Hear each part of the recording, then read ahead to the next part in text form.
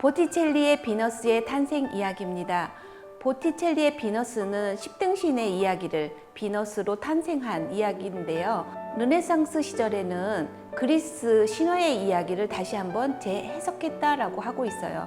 우리가 르네상스를 이야기를 하면 재해석, 재부활 이런 뜻을 가지고 있다라고 하고 있지요. 그리스 문화를 다시 한번 재해석했다라고 하고 있어요. 여기서 우리가 그럼 그리스 문화 이러면 그리스 신화를 이야기를 하거든요. 이 비너스 탄생도 신화 속에서 나온 이야기인데요. 우르노스라고 하는 신이 있어요. 이 신은 자기가 낳은 자식한테서 잡혀먹을 거라고 하는 신탁을 받게 돼요. 그러니까 이 우라노스는 자기 자식들을 다 가이아라고 하는 엄마 뱃속에 아이들을 다 감추게 돼요. 그런데 이 아이가 엄마 뱃속에 들어져 있으니 엄마가 너무 힘들었겠죠. 그래서 가이아 이 엄마는 아들 크로노스에게 부탁을 해요. 야, 이번에는 아빠를 우리가 어떻게든 죽여야겠다 이렇게 이야기를 하죠. 그래서 크로노스가 조금 더 컸을 때 아버지의 성기를 잘라서 바다에 던지는 이야기예요. 바다에 던졌더니 거품이 일면서 비너스가 탄생됐다라고 하는 신화 속 이야기가 르네상스 때 보티첼리에 의해서 그림으로 만들어진 그림이다라고 보여져요. 보티첼리는 십등신의 미인 시모네타를 모델로 해서 그린 그림이에요. 이렇게 신화의 이야기를 바탕으로 해서 그림을 그렸는데요. 시모네타는 14세기, 15세기를 대표하는 피렌체의 최고인의 미인이었다 이렇게 알려져 있어요. 그래서 신화 속의 주인공으로 이렇게 그림 속에 그려져 있는데요. 그림을 보시면 지금 제피로스가 바람을 불어서 비너스가 잘 안착하도록 바람을 부는 장면이 보이는데요. 이 제피로스는 클로로스를 안고 지금 이렇게 서풍을 부는 바람이 보일 거예요. 이 클로로스는 자기 애인이에요. 그런데 클로로스는 그 사랑의 여신이고요.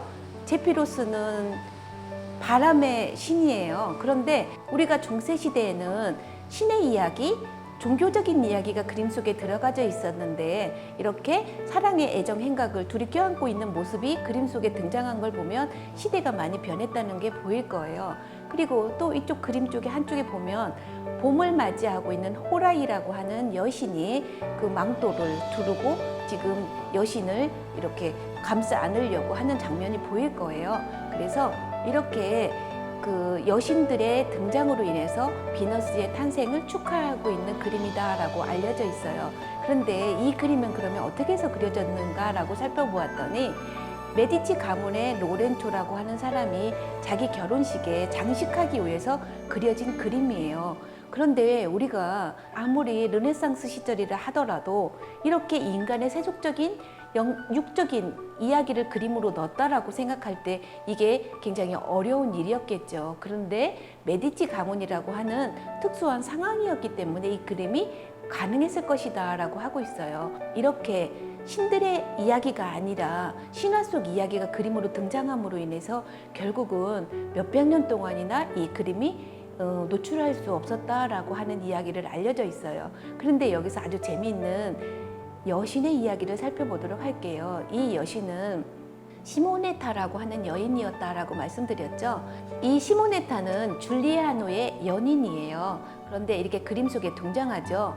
그런데 이렇게 조개 위에 서 있는 콘트라포스트 자세를 한쪽에 힘을 주고 의지하고 있는 콘트라포스트 자세를 취하고 있는데 한쪽은 가슴을 그리고 한쪽은 머리카락을 흘러내려서 음부를 가리고 있는 장면이 보여요. 그런데 여기서 아주 재미있는 건 이 여인이 일찍 죽어요. 그래서 오늘날 살펴보았더니 이 왼쪽 손이 축 처져 있는 것이 보여요. 아주 이상하리만큼 비례가 안 맞는 게 보이거든요. 나중에 알고 보았더니 이 여인은 폐결핵을 앓고 있었다라고 하고 있어요. 그래서 폐결핵을 앓고 있었던 이 여인은 결국 22살에 죽게 되거든요. 그래서 이 여인은 미인 방명을 증거라고 보여주듯이 아주 일찍 죽었던 시모네타의 이야기가 그림의 주인공이 되었다라고 하고 있는 그림 이야기가 되겠습니다.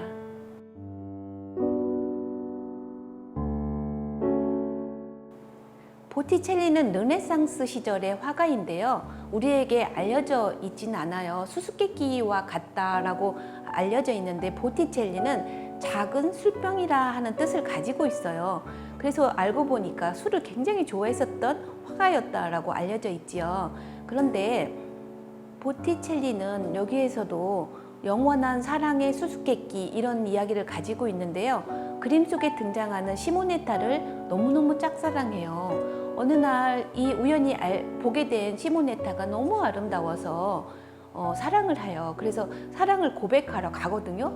가서 보니까 줄리아노하고 이미 연인이었던 사이였어요. 그래서 자기의 후원자였던 이 메디치 가문을 거부할 수가 없었겠죠. 그래서 짝사랑을 하게 되는데요. 여러 편에 걸쳐서 이렇게 시모네타를 주인공으로 그림을 남겨요. 그리고 죽고 나서 유언을 남겨요. 시모네타 곁에 묻어달라고. 그래서 영원한 짝사랑을 했던 이 보티첼리는 시모네타 곁에 묻혔다라고 하는 일화를 가지고 있어요.